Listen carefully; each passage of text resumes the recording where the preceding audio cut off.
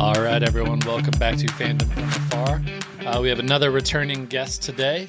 It is baseball season, and Tyler, who you may remember from our Baltimore Ravens episode, is also a huge Baltimore Orioles fan. Yes, and they are one of the hot young teams in the league, so I wanted to take the opportunity to learn more about them, and we can talk some baseball. So welcome back. I appreciate it, Brian. Thank you.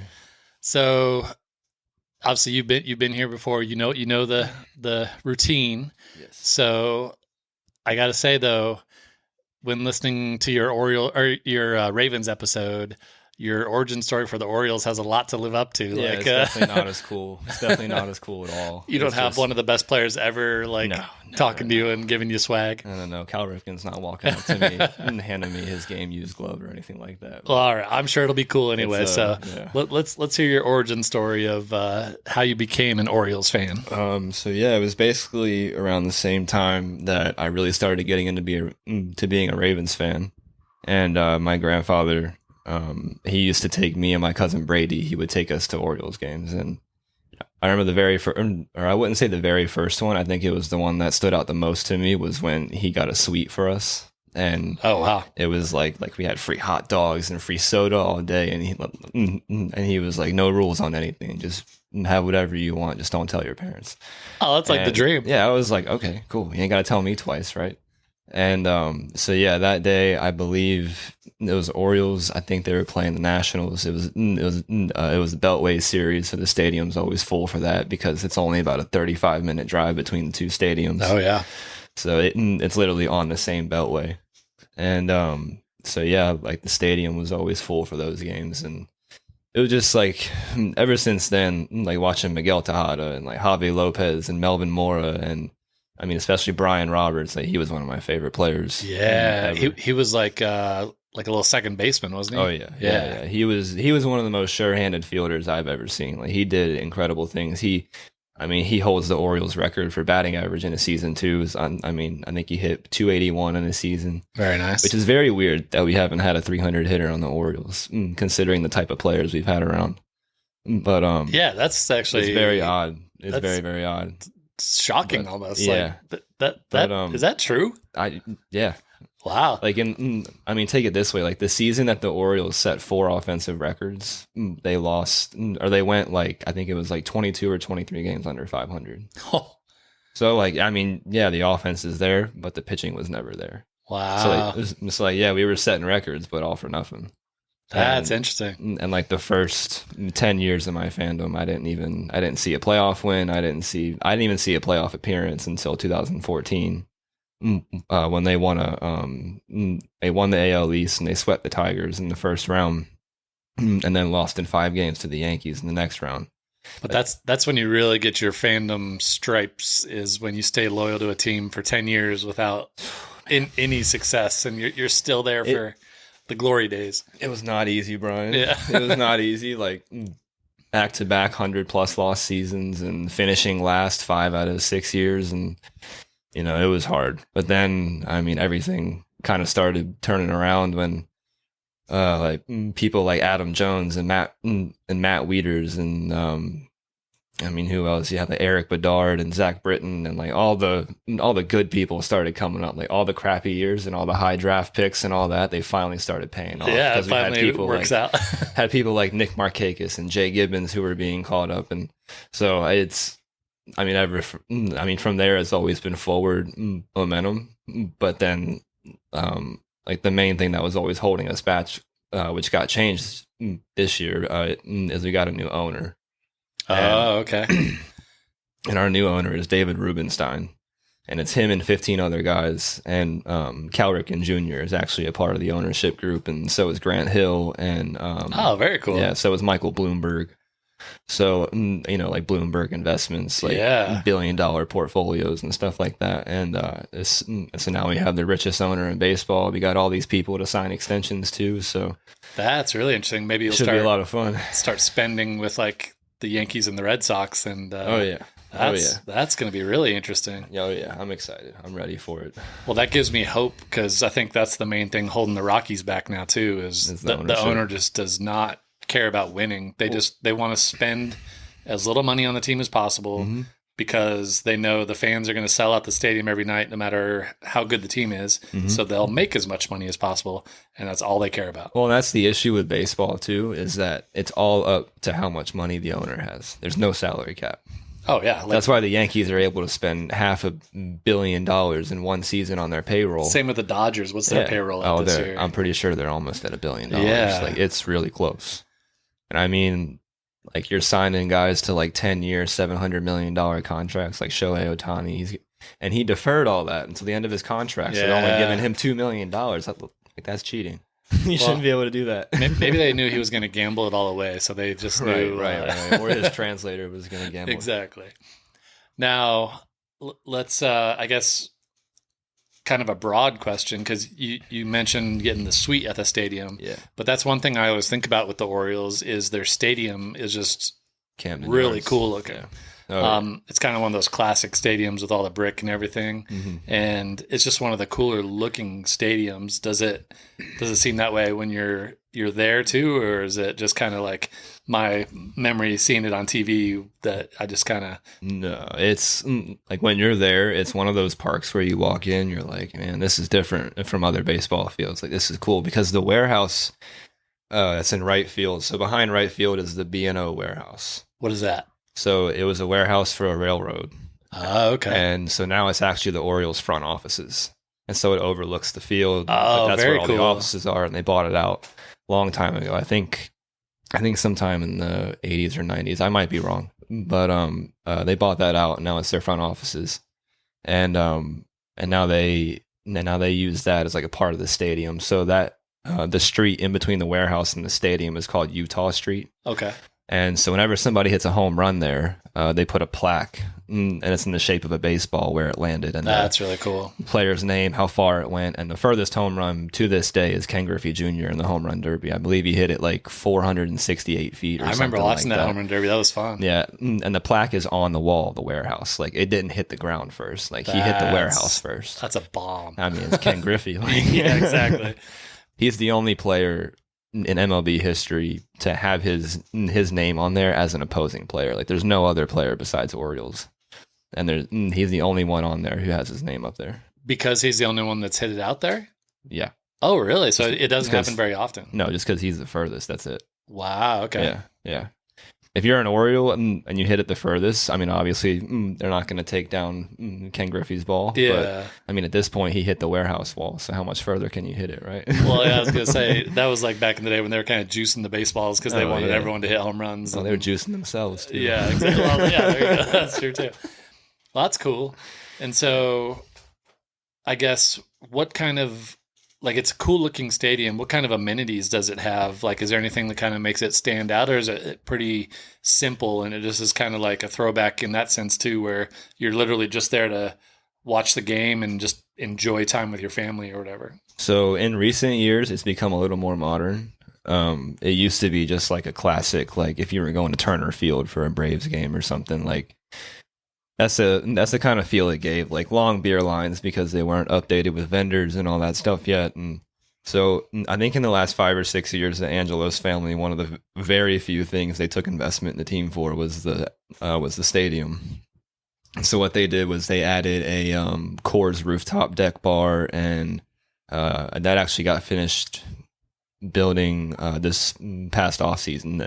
So this season is the first year they have it open and stuff. And then something new they added too. It's called the bird bath, and it's, what is that? And it's a section out in left center field, and it's a very small section of like, I think it's just one section of like eight seats wide and like 10 rows deep. And they call it the bird bath because we had this guy. His name is Mr. Splash. And he stands in this platform at the front of the section, and whenever we score a run or hit a home run or do something good, he has this water hose and he sprays all the fans in the bird bath. Okay, and that's fun. Yeah, so it's cool. And like our team, like we have a lot of play on like on things with water, like our bullpen. So every game, our bullpen, they have one of those, like it's one of the funnel things that you would chug something through. Oh yeah. And so every game, the bullpen pitchers, they pick one player to hit a home run. And if their player hits a home run, and they take a whole cup of water through the funnel. And That's then awesome. In the dugout, we have what's called the hydration station, and it's a funnel that's got 4 hoses coming off of it, because that's the max amount of runs you can score on a home run on a grand slam. And so anybody who scored and the person who hit the home run will all drink from the hydration station, like after they get in the dugout and stuff like that. And see, I like little stuff like that. It's so much fun. It's so much fun. There's to watch. so many games. Like, why not do little quirky fun things like that just to have fun? Like, why not? That's what I was telling my fiance. She's like, how do they play 162 games? And I was like, because they do things like this to keep themselves occupied. Like, exactly. You have to make it fun when it's your job. That's why they're chewing sunflower seeds all the time. Like, they're just trying to like pass the time and do entertain something. yourself. Exactly. Like, that's cool. So you obviously had the experience with the suite. Mm-hmm. Do you remember like what player really stood out to you at that time, and like kind of was your first favorite Oriole? I would say Miguel Tejada. Yeah, he was good. Because he was so much fun to watch. He still holds the RBI record and hits record in a single season for us. I think it's like 128 RBIs. Then he had 214 hits in one season. Was he still a shortstop for you guys? I remember he played shortstop for the A's, but I didn't remember if he moved to third or anything like that. No, he was a shortstop. And then once Melvin Mora got there, so Melvin Mora was a shortstop. And then he ended up playing third because I guess they didn't want to move Tejada. Tejada was a beast. No, he was incredible. Like, there was that whole golden age of shortstops back then with, like, Tejada. And Jeter. Nomar, Jeter. I mean, who else? I mean, that's just the AL East alone. We had 3 Hall of Famers. So, that was fun. That was when it's like, oh, shortstops can be more than just, like, the smooth fielding, like, little tiny guy. They can actually hit some bombs. So, yeah, Tejada was great. I loved watching him. Now, you said you had 10 years in there where they were losing. Mm-hmm. Who was your favorite player on the team when they finally broke through and beat the Tigers that one year in the playoffs? I would definitely. Was that when Brian Roberts was on the team? Yeah, that was towards the end of him, but he was injured that year, and he finally like got back to the right form like halfway through the season when he came back from his injury. And he had an incredible postseason that year. And I mean, just everybody started hitting, everybody started pitching well. And it was just all coming together. And then obviously we just ran into the Yankees, and who still had A-Rod and Robinson Cano and Derek Jeter and all those dudes over there and all their pitching they had. Like, I'm pretty sure they had Randy Johnson at that time still. So they were always loaded during that time. Again, going back to the payroll, they could pay everyone. It's just money. Exactly.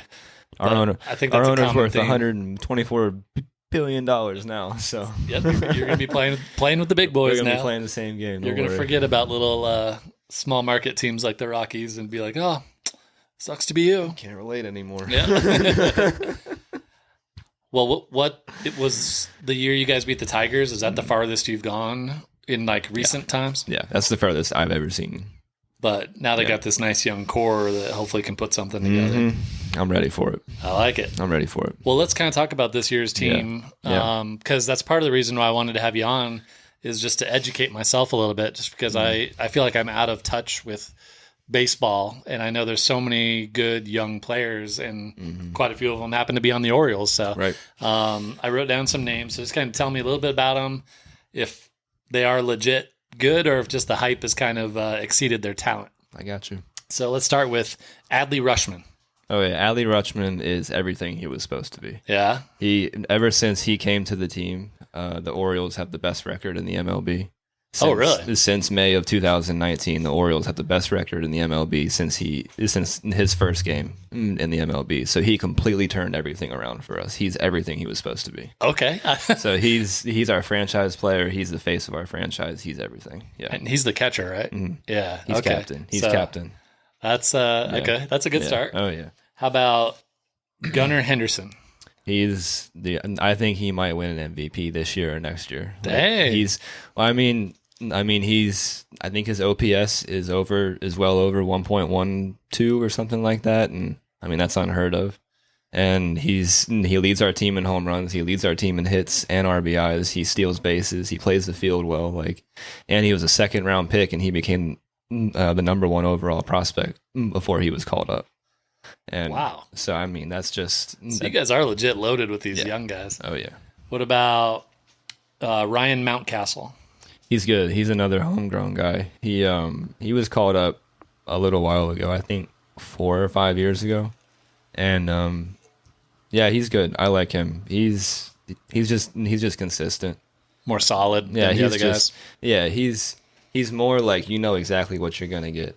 And like Gunnar and Adley, they've definitely been up and down so far, but they've become a lot more consistent. Like they're both hitting well over 300, and like Mountcastle's right there with them. He's just doing it quietly. That's all. And apparently, as we learned, hitting over 300 in Baltimore is a big deal. Yeah, that's real tough to do. Yeah, apparently.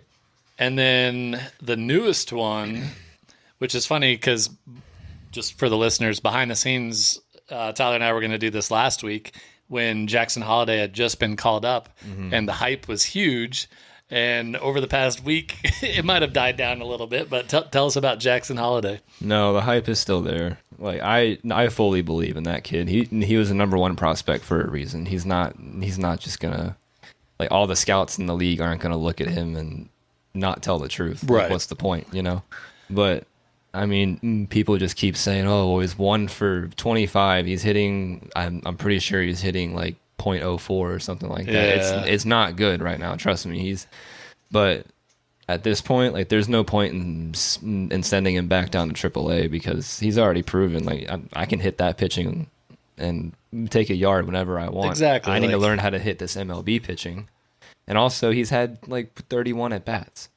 Like, like, come on, dude. He's 20. and people have these streaks in baseball all the time. It just happens to be that he's having this streak right away. And it's fine. And I keep telling people, I'm like, as long as we're winning and he can just hide and figure things out, hitting ninth in the order, whatever. Yeah. And he'll have a streak eventually where he's like 15 for 25 and it's all going to balance out. Exactly. So. And with the way our lineup is now, like, he could probably end up staying at ninth, honestly. Yeah. It's like we have so many more guys. It's like an embarrassment of riches. Like, I don't know if you had any more players to go over, but... Well, yeah, I was going to say, did I miss any big-time guys that I need to be paying attention to? Yeah, Jordan Westberg. What position is he? He plays third base. Okay. He's incredible. He's like... it seems like he barrels the ball up every time he makes contact. He's consistent. I think he's on an 8-game hitting streak right now, and he's hitting 18 of 24 or something like that. I mean, that's incredible. That's insane. And he was called up last year for the playoffs, and then he had to make the team in spring training again, which he did. And I mean, he's just good in the field. He doesn't make errors, and like he's a low key superstar. I think he's going to be really, really, really good. And correct me if I'm wrong. All these guys are like mid-20s and younger. Like, oh yeah, you guys are going to be good for a long time. Like Jordan Westberg is 23, Gunnar Henderson's 22, Adley's 24, Jackson Holliday is 20. Dang. Like, we don't have anybody in our lineup over the age of 30. Well, and what perfect timing it is to get owners that actually have money. So when these guys are getting their big contracts, you guys are like, yeah, that's fine, we'll pay you. Got a lot of contracts to hand out. Yeah, but I mean, that's a good problem to have. It's kind of cool. They kind of made a little teaser, I think, on social media this past couple weeks. So they actually had Cal Ripken Jr. sit at a desk at shortstop at Camden Yards because, I mean, for those who don't know, Cal Ripken Jr. was a shortstop before he was a third baseman. And he went into the Hall of Fame as a third baseman, which is incredible. That wasn't his first position. Yeah. And so they had him sit at a desk at shortstop. It was like an office desk. And it was our manager and David Rubenstein, our new owner. And they were standing in the dugout. And they were like, I mean, who's going to tell him that he can't work out here? I'm not going to be the one. And all of a sudden, like, Gunnar Henderson, our starting shortstop, he walks into the frame and he goes, I'll go tell him. It's like, that's my area. Exactly. So I'm thinking they were teasing like an extension or something coming up for Gunnar, like letting us know like that's going to be his spot for the foreseeable future, which that's awesome. I really hope so. It's very cool. That's like the sweet spot to be a fan of a team that's homegrown, young, and just super talented. So like, oh yeah, you got to be super excited for the next 5 years, basically. Oh yeah, and I mean, there's another name, Colton Cowser. Is he the pitcher? No, No, Don't Colton you guys Cowser's- have like a stud pitcher too that I'm not? Yeah, Corbin Burns. There we go. We traded for him from the Brewers, Gotcha. which we actually traded away a couple good prospects. They both made the MLB team for the Brewers as starters, so good. That's good for them. You guys have a Because they weren't going to make the exactly team in Baltimore. So, but we traded for him, and then Grayson Rodriguez. He's homegrown. We drafted him in the first round like 4 years ago, and I mean he's incredible. But no, Colton Cowser. He in his first road series of his career, he got called up this year or before the season started. In his first road series in Boston, he had 10 RBIs in 3 games, and he was absolutely smashing the ball that series. And what position is he? He's a left fielder. Okay. Yeah. Yep. So it's just every position, and they just keep coming. And like I hate to keep talking about the prospects, but we literally just called one up today. His name is Heston Kjerstad, and he's been hitting over 300. He leads the minors in home runs, RBIs, and slugging, and OPS, and he's just another. He's a number 28 overall prospect, but he leads the minors in every hitting category right now. So, yeah, he's like 23 years old, and he's playing tonight. So that's so fun. It's really cool, and I love that we didn't have to buy the team. I like that we did it all the right way. Like, yeah, we might have tanked a couple of years, but it's a business. Well, had to get draft picks. I was gonna say because there's plenty of teams, Colorado Rockies, that are terrible every year and then don't get these amazing players because they don't draft well. So it's like, man, you should be pretty excited. I am very excited. And speaking of the Rockies, though, I hate to get off topic of the Orioles, but I actually know somebody who pitches for you. He's the husband of one of my friends, Justin Lawrence. Oh yeah. Yeah. He's I think he was your closer or like short reliever for a little bit. Yeah. Or he still is. He's pretty good. Or he's been doing pretty well. He married my longtime high school friend. Oh, that's awesome. Yeah, so she gets to go travel along with him. They don't have kids or anything yet. So well, you can get the inside scoop for me and see what a Rockies player actually feels like if the players hate the owners as much as the fans do. I'm sure they do. Yeah. They just can't talk about it. Hopefully, paychecks. Here's a good prediction. Hopefully, Justin gets traded to Baltimore. Yes. So that it can bring your worlds together, and then we can both cheer for him. Then that's probably the one weak spot is our middle relief. Hey, see, there you go. We'll work something out. You give us some of those nice prospects. We'll take them. I'd rather just let them sit in the minor leagues for a couple more years. Another connection to the Rockies is obviously Jackson Holiday. Because Matt Holliday was like our star the last time we were good. Mm-hmm. And so when Jackson got called up last week or whatever it was, they were showing him little 4 or 5 year old running around Coors Field, just like playing catch with his dad and everything. I was like, oh man, he's all grown up now. Yeah, there's a bunch of Orioles accounts that were sharing those videos. Yeah. Like, our little boy's all grown up now. So I'm cheering for him because we don't have anything to cheer for. I love Jackson. I think he's going to turn out fine. He's going to sit there. He's going to figure it out. He's got his dad. His dad was a 2-time champion and like a 7 or 8-time All-Star. Yep. So if he can do anything close to that, you guys will be happy. We'll be good. He makes me feel old though because he has that little baby face, and I'm just like, man. I don't even think he can grow a beard yet. Yeah, exactly. Well, we'll get into predictions later, but you got me all excited about the Orioles now. They're fun to watch, man. I need to watch some games now. But speaking of games, do you want to play some games? Let's do it. All right. So this first one is called Titles. Okay. So I'm going to give you a title, and you give me a name of the player that you anoint with that title. Okay, let's do it. So these are pretty simple, but I'm interested to hear now that apparently you have every good player at every position. Yeah, it's going to be hard to pick. So first title, best hitter. Oh, goodness. I would say right now it would have to be Jordan Westberg, just because he just always seems to come through with runners in scoring position, and whenever you need him most, he's there. So he's more like solid all around. He's not necessarily like he's literally a 5-tool player. He can run, he can hit, he can throw, he can catch, he can do everything. Okay, he's good. Well, that fits then. Best fielder. Definitely Gunnar Henderson. Yeah, 100%. He's nasty at shortstop. That's good. I mean, he's already made a couple of incredible plays. I mean, if you want to go look it up on YouTube, it's there. But he, yeah, his arm is incredible. Like he'll throw from his butt, and he'll get it there on a laser. Hey, that's one of the plays he made was he threw across the diamond at like 95 off his butt. Really? So I don't understand how you do that. So I think now I see why he's allowed to kick Cal Ripken out of shortstop. Right. Best pitcher. I'm gonna go with Grayson Rodriguez only because we didn't trade for him. He's homegrown, and that gives him a little bit of a bump. Yeah, it's kind of like we did that. So, I like it. Yeah, that's our best in my mind. And then best player. Best overall player is Adley Rushman. Okay. Yeah. As far as like IQ and like just being a leader, being a captain, being like, I think he keeps everybody together. Like he's the oldest of the young guys. So he's kind of like. He's like the grizzled vet at 25 years old. Exactly. So it's like, but he's kind of like the leader of the young guys. And then we've got a couple of vets that are probably above him, but that's really about it. Like he's the captain. He was voted on by the players as the captain. And like it's his team. So perfect. I like it. That was a easy warm-up game because it's your opinion, so you can't get it wrong. Exactly. Yeah. Exactly. All right.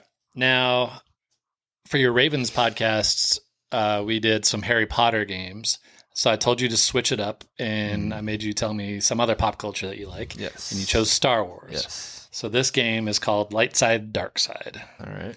So in this case, you're going to give a light side answer and a dark side answer. Mm-hmm. So what I mean by that is for the light side, I'm going to say a team, and you're going to tell me a player that you wish would have played for the Orioles. Like present or past? Anytime you want that. Anytime. They either play now for that team or they did play for that team like sometime in your fandom, and you wish they played for the Orioles. Okay. The dark side is that same team. You need to name a player that you just love to hate whenever they played the Orioles. Okay. All right. Let's do it. So. Should be pretty easy. We're going to start out with the Blue Jays. Oh, man. Who's your light side, your Jedi that you wish would have played for the Orioles that was a Blue Jay? I would say Vladimir Guerrero Jr. Oh, yeah. You kidding me? Oh, yeah. That dude hits it 500 feet with a wooden bat. I loved it. He was such a beast. I mean, he's just like his dad, too. He'll hit it, he'll golf it off the ground. He'll hit it dead center off the ground. Yeah. It's incredible what he does with the bat. And I mean, he's no good in the field. He'd probably be a DH, but who cares? I'd be cool with that. He'd probably hit 50, so I'm cool with He'd probably get bored and just like learn how to hit left-handed just so he could hit the warehouse. Right. Or just do it oppo. Because yeah, exactly. He's just that strong. What about dark side? Who did you love to hate on the Blue Jays? I really love to hate Jose Bautista. Oh, nice. I really didn't like him. Yeah. He was too cocky for me. Like, he was just, I don't know. Like, even though we've never played the Blue Jays in the playoffs during my fandom, it seems like every time we were good, they were bad, and then vice versa.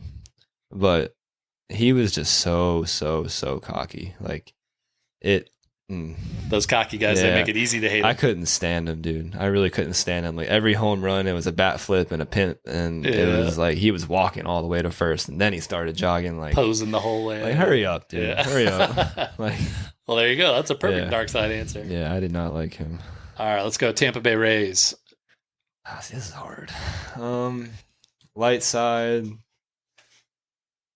I mean, they've had a few good guys, but I just feel like all their good guys, they always end up somewhere else, diving off if they stay with the Rays, or they go somewhere else and also end up diving off. Really. Yeah. Like Evan Longoria, he didn't really do much after he left. Like, I don't know. I think maybe like Kevin Kiermaier. Okay. He was really good in the outfield. He was fast. He could hit. He stole bases. Like, he had a strong arm. And he was a lefty, and I like lefties, so they do look cooler doing everything. Oh yeah. Oh yeah. 100%. What about dark side? Is there anyone that you love to hate on the Rays? Carlos Pena. Oh yeah, because he was an Oriole destroyer. He had our phone number. Like it seemed like every series we faced him, it was like anywhere from like 4 to 7 home runs, like 10 to 15 RBIs. Yep. I mean, just. There's always those guys that just seem Orioles like pitching. Like, I don't know what it was about our pitchers, but he could just see the ball. It was bad. There you go. It was real bad. I did not like playing him. You mentioned them earlier. I threw in the Nationals on here. So who from the Nationals do you just wish would have come up the highway a little bit and play for the O's?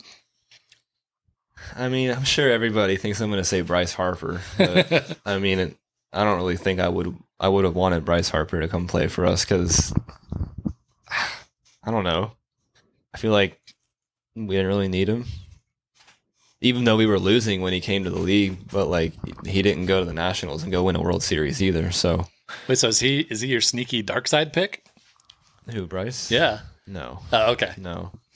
I'm very indifferent about Bryce Harper.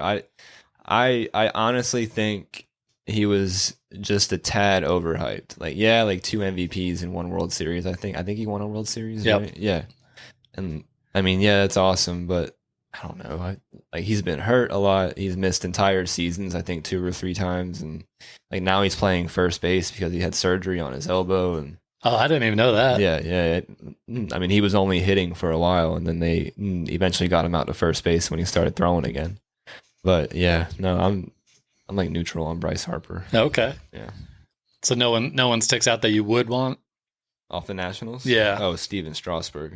Oh, okay, there you go. 100%. Yeah. I would have loved to have him because I knew we wouldn't have abused his arm the way the Nationals did. I was going to say, if he could have stayed healthy, it would have They been killed fun. his arm. Yeah. They destroyed him. I mean, they were having him start like 33 to 40 games a year, I think, like 35 or 40 games a year. Yeah. That's too much. Yeah. He was throwing 265 innings. Like, what? It's crazy. See, if only he would have come to the O's. Yeah, we wouldn't have done that to him, I don't think. What about dark side for the Nationals?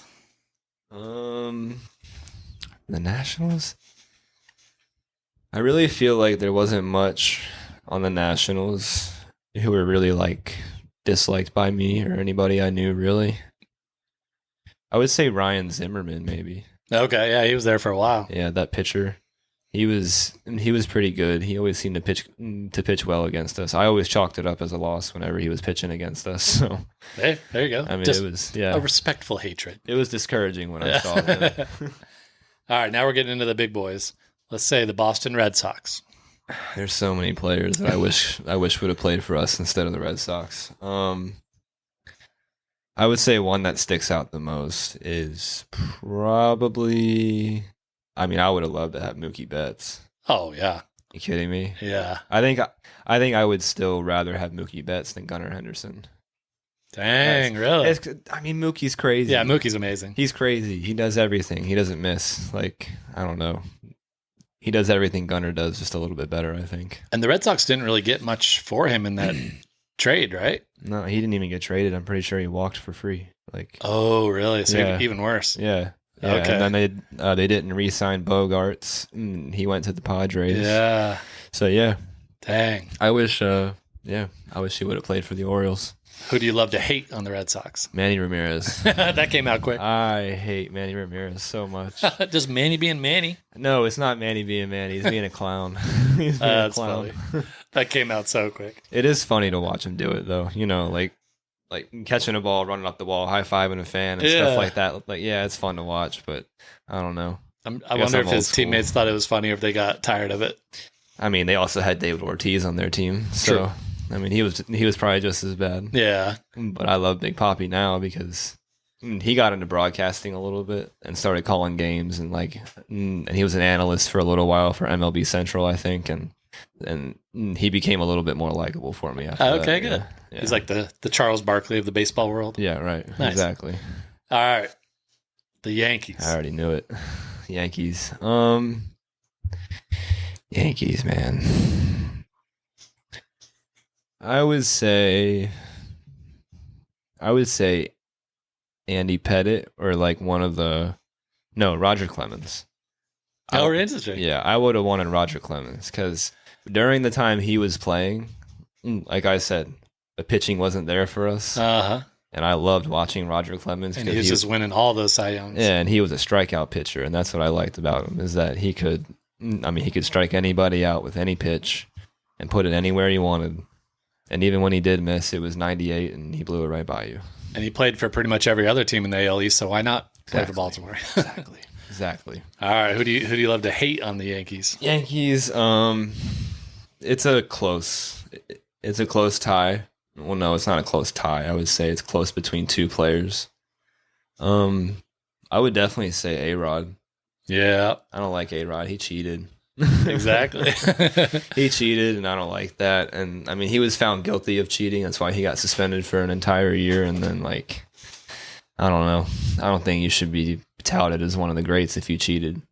Yeah, I think that makes perfect sense. I mean, hence why I didn't mention Rafael Palmeiro, like a famous Oriole, or Sammy Sosa, who also played for the Orioles. Yeah, never even mentioned them. Yeah, I don't think they should be in the Hall of Fame. Like, I like it, but yeah, same with Mark. Especially good, even though everyone was probably cheating back then, it just seems like if they were doing it to the point where they kind of stuck out above everyone, then they were pushing it way too far. Like, yeah, it was cool to have two guys going at it for the home run title, like 62 home runs. Like, that's incredible, don't get me wrong. But at the same time, if everybody did that, then, like, what would it be? Like, we'd be hitting balls like 600 feet and, like, pitchers would be throwing 105 consistently. Like, how fun is that? Exactly.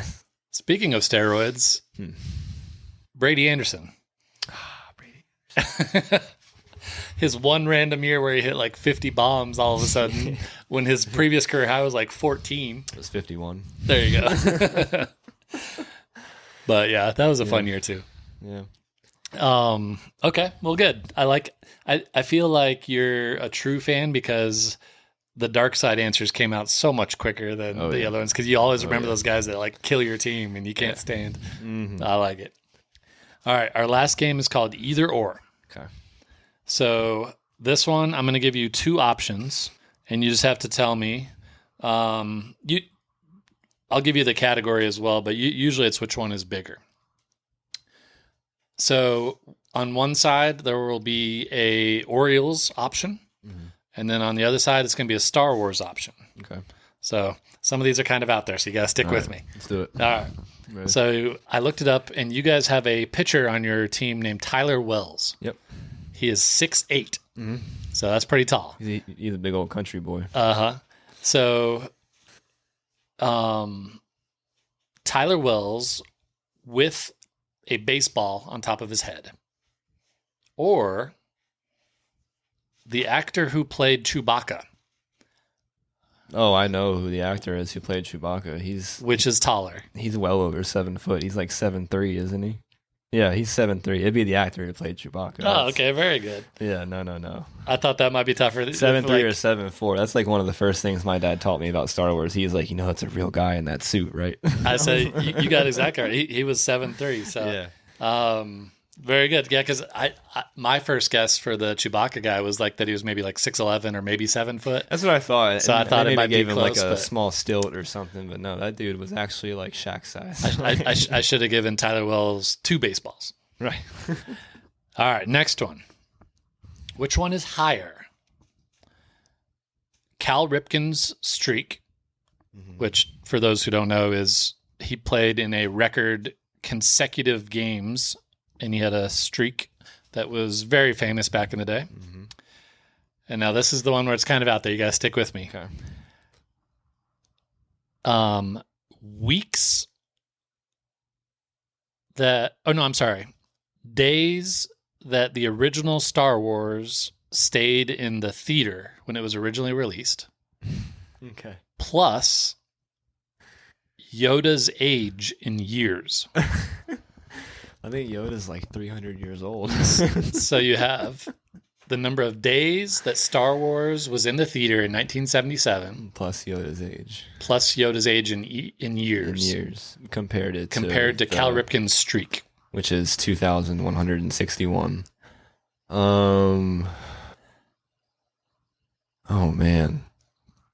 I wasn't around when the first Star Wars came out. I don't know how long it stayed in theaters for. My dad would know. I'll give you a hint. It was in the theater for quite a long time. Yeah, I figured. I'm still going to go with Cal Ripken's record. Okay. Yeah. I mean, 2,000 days is a lot. It is. Now, Cal Ripken's streak, when I looked it up, was like just over 2,600. Okay, maybe I got the numbers wrong. Like 26 something. Yeah. And Star Wars was in the theater for 135 weeks. Okay, so that is 945 days. Okay. And Yoda is 900 years old when he died. So that total brings us to 1845. So you were correct. Cal Ripken. Cal's record still stands. That's right. He's the winner. All right, next one. Which is higher? The total gross of all the Star Wars movies. Oh, it's billions. It is. Or the career earnings of Cal Ripken Jr., Adam Jones, Chris Davis, and Mike Mussina all put together times 25. Times 20. Gosh. Well, for those who don't know, Chris Davis was the highest paid player on our roster this season and last season. Not even in the MLB anymore. That's how these contracts work. He either hit a home run or struck out. It wasn't anything else. But, man, so you have Cal Ripken Jr., Mike Mussina, Chris Davis, and Adam Jones. All added up together, their career earnings. Times 25. And then the total gross of the 9 main Star Wars movies that have been released theatrically.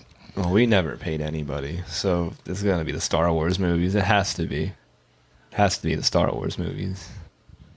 So the total gross for Star Wars is $10.3 billion. Yeah, there's no way. If you take all those guys' career earnings and times them by 25, $10.5 billion. So the O's took that one, but I had to times it by quite a lot to get to Star Wars level. Gosh. It was surprising because, like, Cal Ripken Jr., you think he's one of the greatest players ever, but obviously contracts just weren't big back then. They didn't make a whole lot back then. His career earnings was only $71 million. So, like, that's crazy. I bet he's made more in endorsements since he retired. He was drafted in like 1983. Yeah, like he played until 2001. If he was a superstar nowadays, that would be like more like $700 million. See, like everybody, like, yeah, Cal was a superstar for sure. I think the game streak definitely helped him, but like he was honestly like really a middle of the road player compared to all the other players that were around him too. Yeah, like, I would say so. Like yeah, it's awesome. He was consistently on the field. Good. Yeah. Like he didn't make mistakes. Right. He's got like 4 or 5 gold gloves. Never made errors, and like yeah, he just and yeah, he's definitely king in Baltimore. Like everybody worships Cal Ripken Jr. Like his little brother Billy is the Billy what is it called? The Billy Ripken. It's the Little League there. Oh, nice. So like whenever they hosted a camp or anything like that, like I would see Billy, I would see Cal Sr. sometimes there and Cal Jr. there, and they'd just be watching with him. That's they'd awesome. Just be walking around the park because ain't nobody gonna do nothing to Cal Ripken Jr. Oh, I was gonna say they're probably, like you said, just they own Baltimore. Yeah, they worship everybody in the Ripken family. Like his dad was a manager while Cal was playing, and like it's just a family affair in Baltimore for them. That's really cool. For sure. Yeah. All right, last one. This one is what is more likely. The O's win the championship. Ooh, I haven't looked in a while. Or Lucasfilm / Disney make a movie that has nothing to do with the Skywalkers. Isn't that all he did? Yeah, that's all they do. They can't get away from the Skywalkers. So you said. So it's either the O's win a championship, or Lucasfilm Disney makes a movie that's not about the Skywalkers. Well, that's never happens. Both are very unlikely. Yeah, those odds have to be astronomical. Like, I'm gonna take Lucasfilms makes a movie that's not about the Skywalkers. Ooh, okay, interesting. I thought you just would have said the Orioles win the championship. Have decent odds. Speaking of, let's do some season predictions.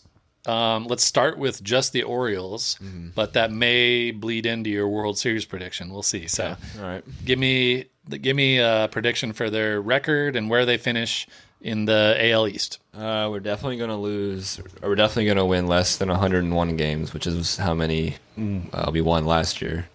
I think we won a lot of games we shouldn't have. Oh, really? And we stole a lot. And shoot, we've stolen a lot this year already. Like, we lead the league by 7 in comeback wins.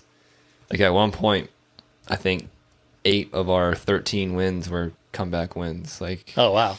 Maybe that's just their skill. it's not exactly the best way to watch a baseball game, but, it's after the 7th inning. Like, we have the largest run differential after the 7th inning. So I don't know what it is. It's like the 7th inning stretch. I don't know if they go eat some food. Yeah. Or if they, whatever. They just get re-energized. Who knows? That's cool. But, yeah.